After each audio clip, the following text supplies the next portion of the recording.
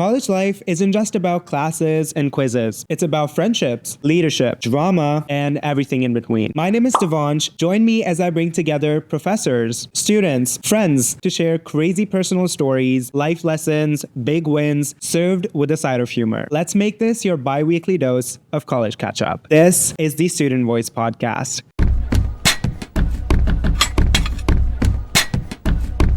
Before we dive into today's episode, I want to take a little recap from the previous one.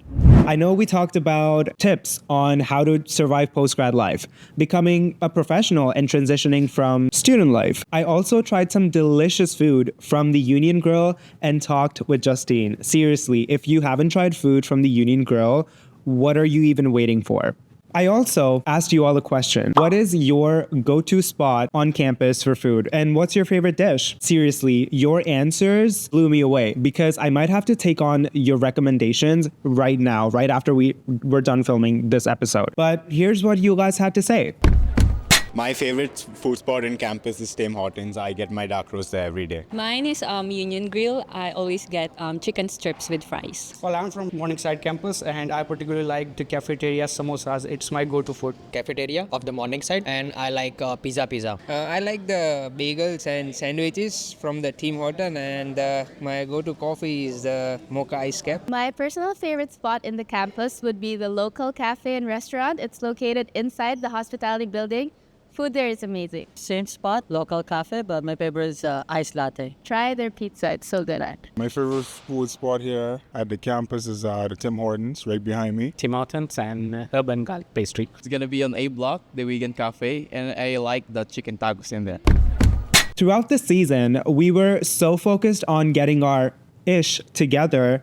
We talked about getting well physically, mentally, taking care of our minds, our bodies. But today, because we've reached graduation, I want to hit that pause button and celebrate you, the students of Centennial College. I want to celebrate the student leaders, the amazing events that made our college campus life more vibrant. With that being said, I've got an amazing lineup of guests today. We've got student leaders, club executives, and change makers, and we're going to dive into all the highlights from this semester. So let's get started. You know, the other day, I found myself in this cute little bakery tucked in an alley, one of those places that you would miss if you were not paying attention. I decided to walk in, and I was hungry, so I ordered a sourdough sandwich. To my surprise, it was the perfect balance of crispiness, sourness, and everything in between. That gave me an idea. Who better to have as a guest on the podcast than the master of sourdough himself? I've known him for almost 2 years now, and I've learned so much from him. He is a powerhouse in the world of food and media. Well, after all, he's the program coordinator of the food media program, which is my program. He's a content creator, an entrepreneur, cookbook author, and so much more. His career journey is the perfect example of how the hospitality industry is combining traditional and non-traditional career paths together. Please give a warm welcome to my professor, Matthew James Duffy. Hello. Hey, thank you so much for the awesome introduction. Of course. No, thank you so much for joining me today. And I know that I've got the privilege of talking to you personally and learning so much from you, but I feel like your career journey is so inspiring, and I would love for you to share it with our audience on where you got started, how you got started, and to the point where you're here. Yeah, I think it's nice to hear that kind of introduction, and I think honestly, when you're in it, you never think of it like that. You always think of, I'm not doing enough, I should be doing more, I haven't done this yet, when am I? So it's nice to actually, not that I need you to like boost my ego, but it is nice to hear, hey, this has helped me in my journey, and I think that's really important. So thank you so much again. It's been a wild, unexpected, lots of ups and downs, and just trying to figure it out as I go, like everybody, but I really appreciate the introduction like that. 100%. And I remember last year when you were teaching the social media of food and we had an assignment on podcasts. And I was sitting there in class and looking at the screen. I'm like, oh my God, that sounds interesting. And look at us now. Yeah, we really want to have the students running a podcast. And I think even just seeing the setup and how well this is set up, it gives me some ideas as to where we can do and what we should be implementing in the program versus the idea of you create your own podcast. We should really be working on a collaborative goal that everyone contributes to. And maybe it would be seasons. Hey, you're in semester 1, season 1 of the podcast. And then as it goes on, the show develops and you have different host or co-host that could be a student or someone like yourself or whatever. But even just sitting here looking around, this is pretty awesome. Yeah, the team is amazing, and I'm so grateful for everyone and everyone who's worked to build this together. Now, I know a lot of students are passionate about food, content creation, hospitality, but they are not really interested in following a traditional path. Sure. What would you say to them? First of all, I see that often. I think it's very common in high school students and students that are coming into that. Even my 6-year-old, she asks, can I have a YouTube channel? And she wants to participate. And can I help you with yours? And what's this light? And why are we filming it? I think the traditional hours and work that went into hospitality, whether you're front of house, back of house, is in some ways a turnoff to a lot of people because you're now seeing other opportunities and other ways to build your brand. You don't just have to trade your time for money, which is something that we really talk a lot about in the food media program. Can you break away from trading 1 hour for $20 and not maybe break away, but what can you add in addition to that? So if I was just starting out, I think it's important from a personal brand point of view. I think that looking at yourself and what you can share with other people and stacking those skills with the longer term journey in mind. And there's a few steps we can talk about that I would take if I was just starting out, whether it was in food or not, if I wanted to be a content creator, a brand, or whatever that is. And there's a number of things that I think would help, or even things that I wish I'd started earlier, or maybe things that I didn't do well, things that I did do well. But overall, it's very common. I think it's very common. You can't expect people to work for 18 hours a day for very little money. You know, some people might do that, but I don't think it's the norm anymore. And that's very prominent in the hospitality industry. Yeah, and I think you and I actually talked about this before. It's very different now, but there is in many ways a lot of toxicity in certain kitchens or aspects of the work. When I was learning to cook and going to culinary school, it was kind of seen as something that, oh, you couldn't get a real job, so now you're going to cooking school, and oh, you're a degenerate, or you have this mental health issue, or you have this substance abuse problem, and now you're going to be a chef, and cool, and no one really took it seriously, and friends and family were kind of whatever, and I think it's changed now. I think it's more of a coveted role. That said, it's only a very small percentage that can kind of make it to that top level, and there's so many people that are down there that it is more important than ever. The other one, back in 2018, I started full-time at the college, and I made the suggestion we should add, before I was doing food media, we should add a social media literacy component to the baking program. And the other coordinators thought it was a joke. And they were like, what do you mean? We shouldn't be teaching students that. They should be learning how to cook, and what a waste of time. Reality is you have a much higher ceiling as a content creator than as a chef. Mm-hmm. There are some chefs that do very well. There are some bakers that do very well, but that's a very small percentage. Whereas I think you can build your own business with almost no ceiling if you're doing content creation. And it's hard. It's not easy. It doesn't mean that, hey, you don't want to work 18 hours in the kitchen, go start a YouTube, because you will work 18 hours on YouTube or podcasting or whatever that is. But if it's your thing, you love it, you want to do it, it doesn't really feel like work in that way. And I think that's something that's more and more relevant, especially with younger groups today. I think anyway, I'm a bit old, I'm 42, so maybe I'm a bit out of touch with what younger audience wants, but I think that it's important, and I think that's what people want to get into, and just giving other opportunities, No, that's real, because a lot of people, including me, would want to consider getting into content creation as a side hustle. But this question comes up a lot, whether if that is a sustainable path, whether it's a career choice, whether they want to go into full-time content creation. How would you? I think that's a really good question. I don't think that it's for everybody. I don't think that everyone will be successful. It's the same as going into a kitchen. Only a small percentage will make it to the top of that. Only a small percentage of people I went to culinary school with still work in the industry. I think the same thing with content. I think one of the challenges is we see these really big YouTubers and these big content creators, and you automatically assume, well, I can do that. And yes, you can do that, and anyone can do it, but it is still a grind. So if I was going to try to become full-time, the first thing that I would do is get a somewhat stable or consistent either full-time job or part-time job that I can bring in some income so that I'm not depending on the content. Then on the side of that, I would map out, the first thing I would probably look at is who am I? What am I going to share? One thing you can ask yourself is there something that people always ask me? And for me, it was, how do you bake that? How did you make that bread? And what did you do? And why is your bread so much better than mine? And so for me, it found me. It was really easy. And I love it. I could also talk about it forever. We could do a separate podcast just about bread baking, and you would probably have to like pull me off the stage because I would just keep going and going. You already know this because it happens in class. I love the topic so much. I love sharing it. So you have to find, well, what am I good at? What can I share with my audience? And then you have to look at it as a marathon, not a sprint. So I've seen so many people go down the path of, I want to be a YouTuber.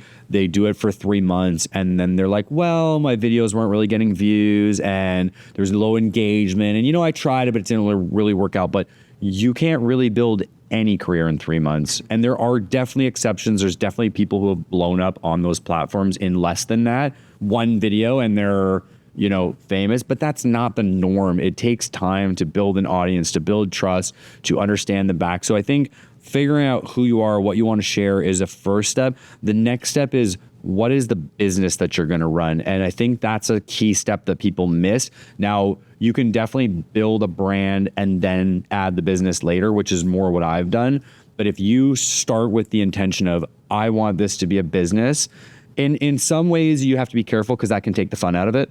So now it's a business, and now you're, especially if it's all you're doing, and now you're stressed because you have to pay your rent, your mortgage, your bills, you have to buy your groceries. But if you start out with that intention of building this into a business and you think, well, what am I going to sell? What is the product? What is the offer? Am I going to do coaching? Am I going to sell online courses? Am I going to do affiliate marketing? Am I going to do a combination of all of them in the food media world? Am I going to launch a food blog and we can sell ad space revenue?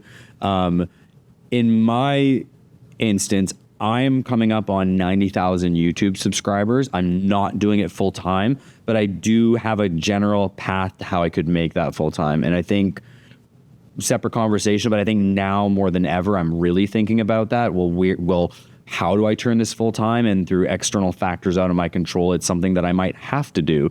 But because I've set up such a base for it, it's an easier transition. And I think that that's important. And the other one is outside of being a brand and being a business, if you can set up some streams of passive income in your life, meaning you're not trading an hour for a dollar, that's really powerful. And it's a really good feeling. There's many, many ways to do it. We've talked about this in class, but I think just taking some time to write out what my brand is, what my strategy is, what are the platforms I want to work on. So I would say you have a base discovery platform like Instagram, TikTok, YouTube. Then you have more long form content, which would be blog, podcast, and several others. Now, a blog can bring in organic traffic if you do it correctly, but for the most part, Instagram, YouTube, TikTok are bringing in that organic traffic versus you're advertising yourself, you're telling people about it. So you kind of stack one of those with a business base. And for me, and I'm sure you already know what I'm going to say, it's the newsletter. If you have a newsletter, that's the best way to connect directly with your audience. And even if you start with 10 readers, that's how you grow community and trust and a real connection versus a 15-second video. Now, not every creator needs a newsletter. Not every creator needs a YouTube. So you kind of have to think about, well, where am I going to start and then branch out? So brand, platform, and general strategy.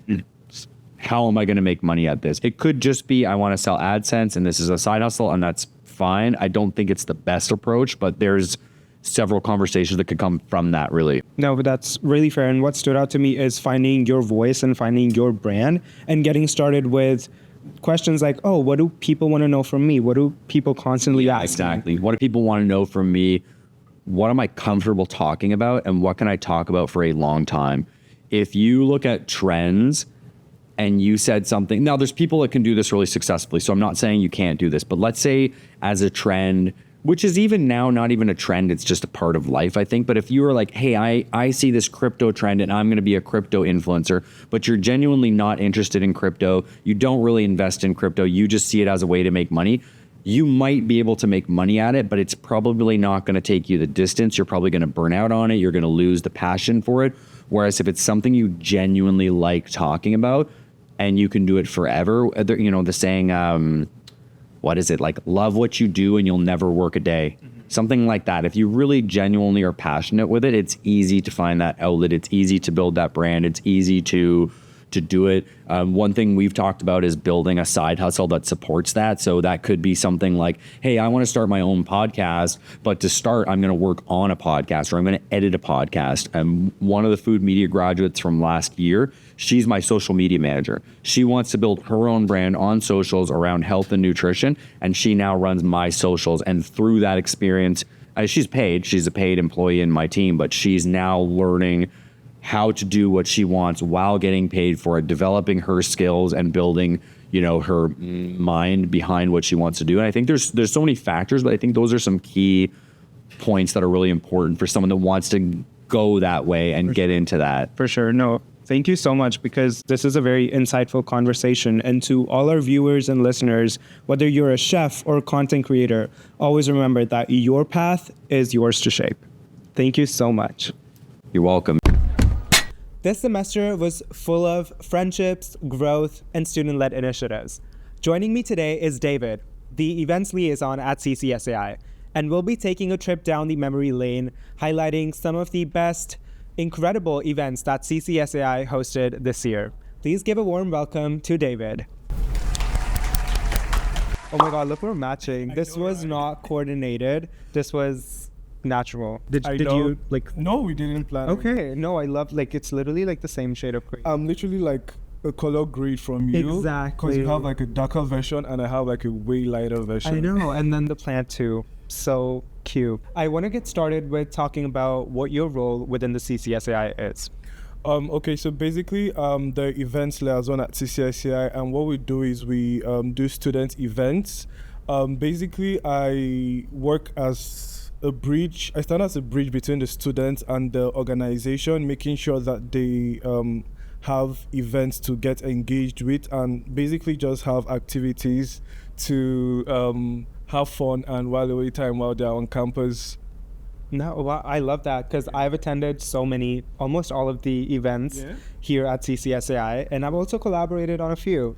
So according to you, what would make a CCSAI event different from any other student event? So basically, what makes a CCSAI event different from every other student event is at CCSAI, one of our primary goal is to make sure that our events are tailored to what the students want and the students' needs. So we always take surveys at the start of every semester to like gauge the kind of ideas the students have or what their expectations are going to be. And we try to use those surveys, and of course from past experiences, we try to use that information to make sure that we come up with events that are tailored to what the student needs. For example, we have like networking events, because most of the students here on campus are international students and domestic students, and they all look forward to landing good jobs after school, right? So we try to make those kind of events that will help our students. And we also try to touch base on cultural events like the Black History Celebration, the Lunar New Year's, Holi, Diwali, and to mention about a few. And then we basically try to make all our events very engaging, and our main goal is to make our students happy and basically make the best out of their college year. Very well said. And what would you say would be some of your most memorable events that you've worked on? As the events liaison, my team and I, we've done a lot of events so far, and I wouldn't say I have a favorite, because like it takes a whole lot of village to come come up with most of our events. So I wouldn't say I have a favorite, but if you insist I pick, I would say... I would want you to pick one. I would say my favorite was make a masterclass. You wish. What? I would say... That's insane. You said that on camera. But continue. I would say my best event would be the Cenchella. I mean, the makeup class was amazing. Honestly, it was amazing. But I would say Cenchella just because it's an event that brings the entire college together, right? It brings the whole community together, and it happens at the start of the semester. Now, the aim of that event is not just for students to come around and have fun and party. The aim of the event is to bring students together to know each other, create a sense of community, create a sense of network, and then subsequently, when the semester starts, folks who are freshers would also like have a new group of friends to start the semester with. And then that way we're able to gauge what students also want as the semester starts. So that's why I would choose our Cenchella and our freshers party as one of my favorites. For sure, because I attended Cenchella and it was honestly one of the best events I've ever attended. No, not just saying it for the sake of just saying it, but it was really, really good. And speaking of events that are as big as Cenchella, were there any kind of challenges behind the scenes that you came across? Of course, there are challenges. There are a lot of challenges, especially when it comes to booking of the spaces. In fact, when it comes to planning these events, there are a lot of challenges because, first of all, you try to decide on what kind of event we're going to do and how are we going to navigate that event. So it takes the team a whole lot to decide on how we're going to program the event and then who we're going to have around and then basically how we're going to structure the nature of the event. One of the major challenges I'll point out is setting up for the events. It's really, really tedious because it's one of our biggest events and there's a whole lot of production behind it. We have trying to set up the AV, trying to come up with like the event hall decoration, making the space conducive enough for us students. It takes a whole village to do that. And at the end of the day, when it's very successful, it makes the team happy. And when we see that students are happy at all the events, it's very, very exciting. And it also motivates us to do more, you know? Exactly. So, yeah. And not only motivates the team, but also motivates the students to take initiatives. But what would you say to a student who has an idea and wants to bring their event to CCSAI? First of all, I would say you should get engaged. A lot of students would have ideas. So imagine if we try to entertain all the students' ideas, that's going to be difficult, right? But I would say the first step is to engage in most of our events, come around, get familiar with what happens, join a club, and be part of the organization because, I mean, we serve the students. We're basically there for the students and the students are part of the organization. Basically, that's what makes up the organization. And the office is always open to anybody. So you can always drop by and you can ask to see the events liaison, the event coordinator or the events manager. And we're always available to talk to all the students. I believe we're very much accessible to all students. No, that's completely right. And you said that getting involved is the key to taking that initiative, taking that first step towards getting their event organized by CCSAI. So I have this one last question for you. It's a little fun one. If you had $10,000 and 3 months for any event for the Centennial College family, what would it be? And how would you go about it?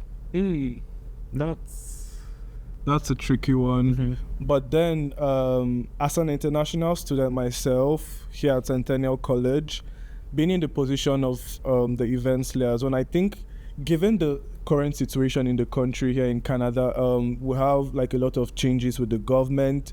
The students are going through a lot of like changes and then there's like a whole new phase coming up. I feel like one event my team and I would be interested in investing in right now would be a networking event that brings the entire college together and creating like a fundraiser and creating a space where students can meet people who can help them navigate their future. An event that can help students navigate their problems and address some pressing issues in the college, like the food bank. funding the food bank, getting students opportunities that they can benefit from in the long run. So basically having like a big community event. I would call it a networking event, but then it's going to encompass folks from the organization here at CCSAI. We're going to get sponsors from like banks and different aspects of the industry. We're going to get folks from even the college who can help around. So like creating like a hub. So as an organization, we're going to use that money to invest in a cultural and community hub that brings the entire college together to find a way to solve most of the problems that students are facing right now here in Canada and here in the college. So if you give me that money, my team and I would invest in that kind of event. No, it's truly inspiring how the first thought was community building and helping the students. Instead of throwing like a big bash, you immediately said how you would want to invest in the long-term benefits of students. And that's what CCSAI is all about. Yeah, I mean, to be honest, as much as the events industry is about bringing folks together in a space where they can be happy, celebrate, and basically have all the fun and dance, it's very important to also understand that the events industry is a space that also creates value to the people they bring together. It's an industry that aims at doing different things, serving different purposes. So when you hear events, most people think parties and all of that, but it goes beyond that, especially here at Centennial College, where a lot of changes are happening. Our team is working on like pivoting towards doing events that would impact the students beyond the fun of it. Yeah, for sure. And if you're someone who's watching or listening and you want to get involved, you want to host your own event, you want to get connected with CCSAI, I would say the first step is join us. And let's take it all the way from there. Yeah. And thank you so much, David. It was lovely talking to you. And I'm looking forward to the event you plan with $10,000. Thank you, Devansh, for having me, and I'm super excited to share about the event here at the entire event we do here at CCSAI, and I really hope to have students get more involved because we need you. We wouldn't be existing if you are not here, so we need more students to get involved, and we're open to your ideas. Feel free to drop by the office and we're here for you. Thank you so much for having me. 100%. And you can find all the information about our events on the CCSAI website and across all our social media platforms. Correct. Thank you so much. Thank you. Speaking of highlights from this semester, I genuinely believe that it is our clubs that took the spotlight. Clubs that make Centennial College more than just a college. In fact, every year, this prestigious title of Club of the Year is given out to an outstanding community of students. Students that have built communities, sparked initiatives, hosted events, and made memories that last way longer than your final exams. But I'm not just gonna stand here and tell you about it. Nah, that's too easy. I wanna take you to the heart of the action. Right here, I'm at the Club Appreciation Night. I'm gonna be talking to club leaders, students, and most importantly, I'm gonna be having fun. So come on, let's go. So what inspired you to start this club? So when I started college, I was looking for a club to join in, but I couldn't see anything that related to engineering.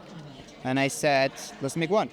That's how we started. What kind of events have you done this past year, and what was like your proudest achievement? Our favorite one was the 4-coma drawing contest. So 4-coma is a cartoon drawn with only 4 cuts.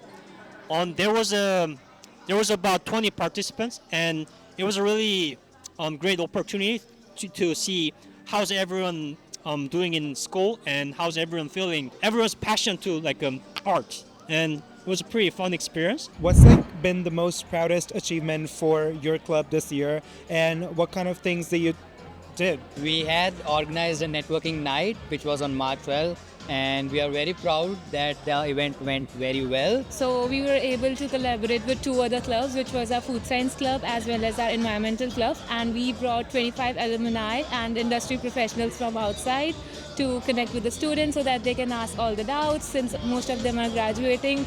So like they were able to interact with them and make connections with them. I'm really proud of the scholarship that they've started up this semester to help students, donating lab kits for students in need, mentorship programs, a lot of giving back to the younger generation. And that was a student initiative? Yeah. Wow, that's really impressive. Definitely one of our bigger achievements would be the Dress for Success event. We're very, very proud of that. We were able to help over 100 students gain access to business attire for their placements, their interviews, things like that. I want to say our networking event. Our networking events are really helpful for the students that are in the paralegal and law clerk programs because we have a lot of legal professionals come in and give their insight into how it is to actually practice in the legal field. I think it's great for a lot of people that actually want to go into the practice and actually want to enter the legal field. It was a very great event, and I really like the fact that we got the chance to help out so many students. You know, just to see, like, as I'm an international student, really great to see that type of turnout from like students from different campuses and stuff. Why do you think people should join your club, and why do you think they should attend your events? We encourage everyone to join our club because we welcome everyone. So our purpose is to promote Filipino culture, tradition, and language. And actually a lot of participants in our events are also non-members. So that's how welcoming our club is. Yes, I've seen it, I've been a part of it, and it's been awesome. What has been your club's best memory from this semester? We did one activity and people were actually not aware about the friendship there between our countries, Korea and Colombia. We just bring food with people discover like new food, new gastronomic experiences. Yes, it was really good. Food, that's what we're here for. Actually, last semester we met Korean taekwondo master. So from United States, and then everyone is joined our club to practice taekwondo. Then we made a kimbap. Like a kimbap. Really? Together? Yeah. Wow, that is so impressive. It was a really, really amazing time. I wish I was there. Okay, I'm coming to your next event. Oh, yeah. Yes. What's the next step for you now? Definitely keep doing what we're doing and get more people involved because essentially we believe in upskilling everybody, get ready for the professional world. Essentially, we kind of have something in the mix we're trying to do next semester. It's like a tech mixer. Hopefully that works out, so yeah. Yes. Oh my God, we've got the highlight club of the year. Congratulations, Mavericks. So happy to be here. How does it feel like to be awarded this prestigious title of Club of the Year? That's a big deal. Oh my God, we're so excited. We did a lot of events, but we enjoyed the ride, most of everything. When we were doing our events and our activities and our initiative, we weren't thinking in this price or anything. We were actually enjoying the ride, thinking the community. Such a strong sense of belongingness. We are always talking about our motto is together we empower, together we thrive. So all of our activities and initiatives are about empowering students and making them enjoy their time and making the most of Centennial time. Because we are so aware of how Centennial is the main experience of international students when they come to Canada. So we're all about improving that experience here. So we're so happy that that grow to be this. What does Maverick mean? Actually, it means thinking out of the box. So we like to not be as we're supposed to be. We like to do new things, to be innovative. So I think that's one of the things that represent us. That's your whole club's purpose. That's being out of the box. And that's what led you to gain this achievement. Well, exactly. I'm so excited for what's coming next for your club. And congratulations on the awards. And congratulations on graduating soon. Thank you. Thank you so much. Thank you. And there you have it. Big cheers to all the clubs and students who've won tonight. And hey, if you're feeling inspired, make sure you start that club, host that event, spark initiative, build community, because who knows, maybe it could be you standing in the spotlight next year. Thank you so much for watching, and I hope you had a wonderful night. Bye. All right, folks, it's time to switch things up. You've seen behind the scenes, you've heard all the stories, but now it's time to dive into this fun little truth or dab challenge with the liaisons of QCSC, which is the Queering Community Student Collective, and the BSC, the Black Student Collective. The rules are pretty simple. Choose to answer a question or do a dare. If not, then dab your fry in the hot sauce. Please give a warm welcome to Alex and Portia. Oh my God. Hello. Little virtual, not virtual, like hug from far. Are you all excited to dive into this game? So Because excited. even though we seem so professional on camera, we've seen behind the scenes, we know each other. It's going to be so crazy. Oh my Yeah. God. So I'm going to pour hot sauce into this little cup over here. And we've got some spicy questions. Y'all, watch me fail terribly at this game because my spice tolerance level is 0. On a low. I say that as a person who was born and raised in India. What a shame. But it is what it is. I'm going to start shuffling the cards right now, and we all get to pick each card. Okay. Yum. Perfect. You want to go ahead? Why am I nervous? Why am I nervous? I am excited. Okay, don't see. Don't see. I won't look. Don't. Okay, now pick a card. Who wants to go first? I'll go first. Oh, make up your own question. Anything goes. Okay, you're so lucky. so you get to ask us a question, and we can either decide to answer that or take a dab of hot sauce. Okay, Devansh, Oh my God. what is your most embarrassing moment on campus? Who? Yeah. I can't. It's embarrassing. I cannot. Oh. I'll tell you later. Guys, Now I want to I'm know. not I sure. really I'm want so to know this story now. Good? Oh my God, it's hot. But does it taste good? No? Where's the water? Where's the water? It's hot. I've got my coconut water, but Second. I'll do it for the camera. Very You know, good. I'm composed. Okay, it's your turn, Portia. Thank you. All right, let's see. Truth. Tell us one thing you love and hate about yourself. So one thing I love about myself is that I talk too much. And then one thing that I hate about myself is that I talk too much. Okay. So, it's a love-hate there. But I talk a lot. Wonderful. My turn. Tell us about the last lie you told. What was it? Ooh, I just told everyone that I'll be really good at this game, but I'm not. One dab and I'm already sweating. So that was the last lie I told. But it's really hard. We'll go for another round. Okay. Pick a card. I'll go first this time. Who here would you hesitate to lend money to? Why? Would you hesitate to lend money to me? I'm sorry, y'all. Hey. I wouldn't hesitate, but if I had to choose, I wouldn't. But who is? The rule of the game is that you either have to answer something or I eat it. can't believe you're willing to not answer and eat that hot sauce. So that's how I know it's probably me. No. Probably me. That's how I know the hot sauce tastes good. Yeah. It doesn't.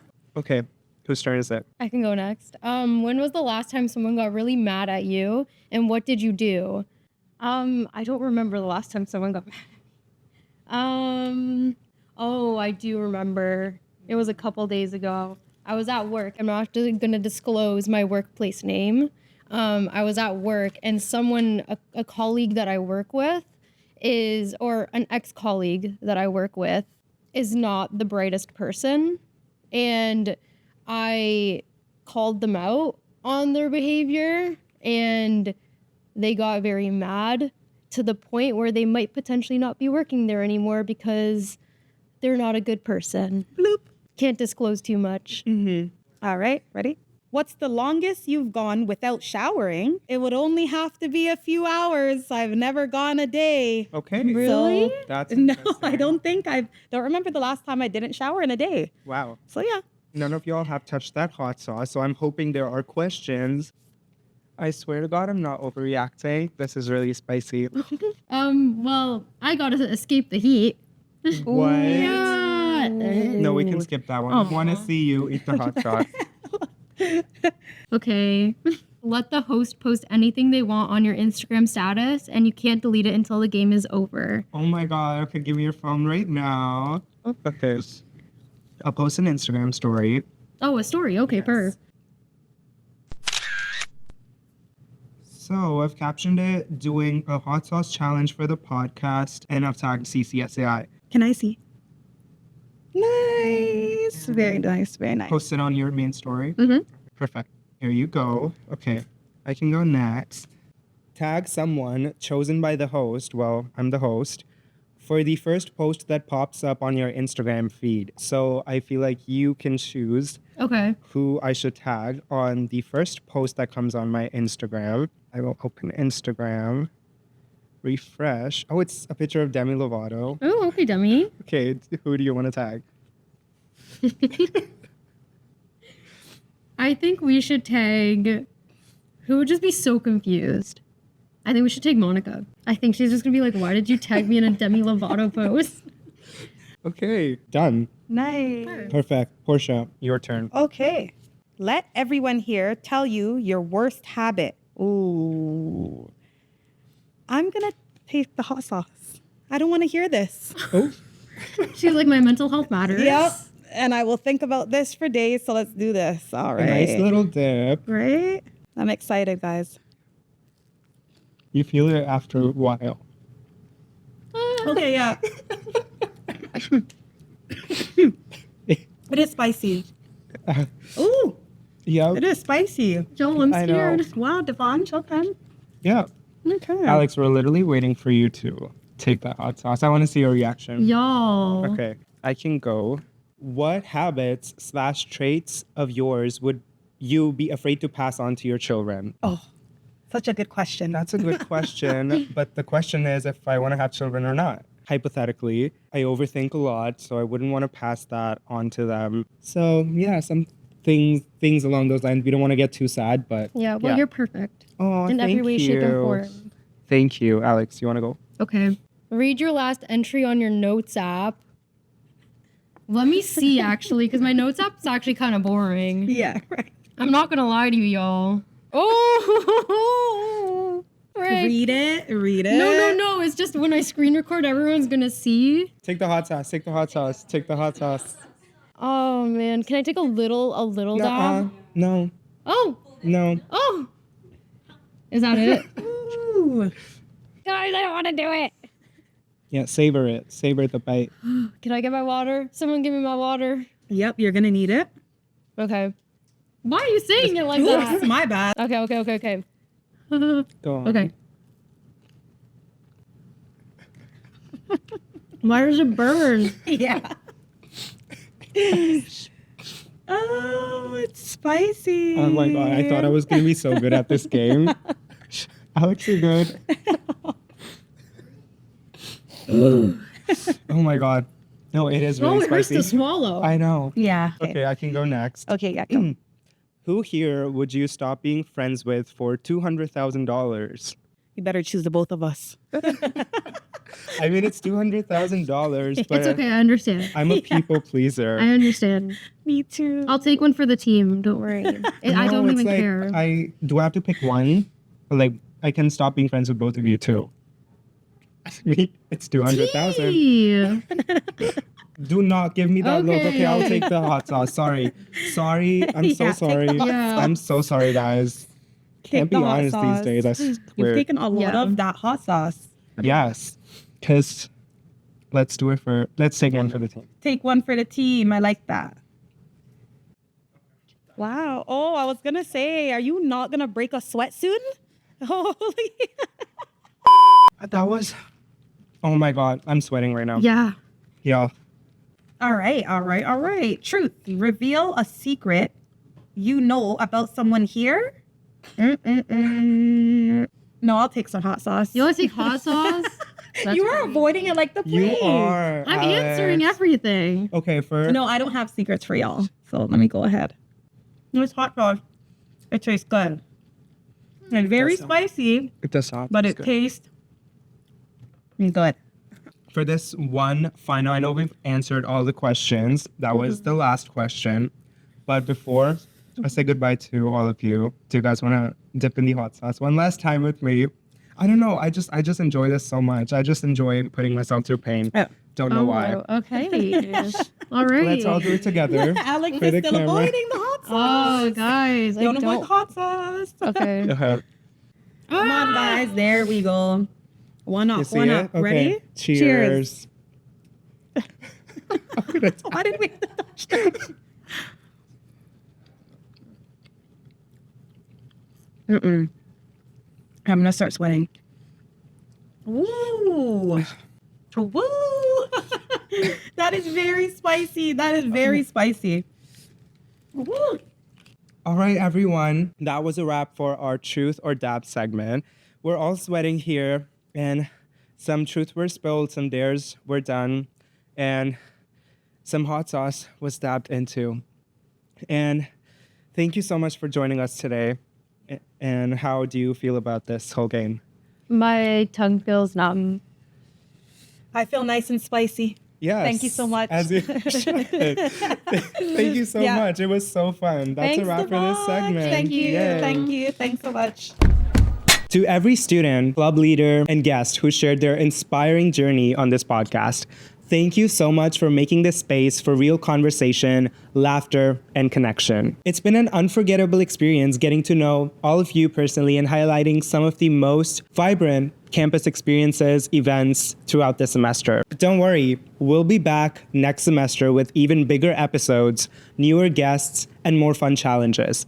But before I leave you with this one final voice note, I want to ask you a question again. What was your favorite moment from campus this semester? Was it an event? Was it being a part of a club? Or just a small moment on campus? Share your answers in our DMs, send us a voice note, comment down below, and we'll see you soon. Bye.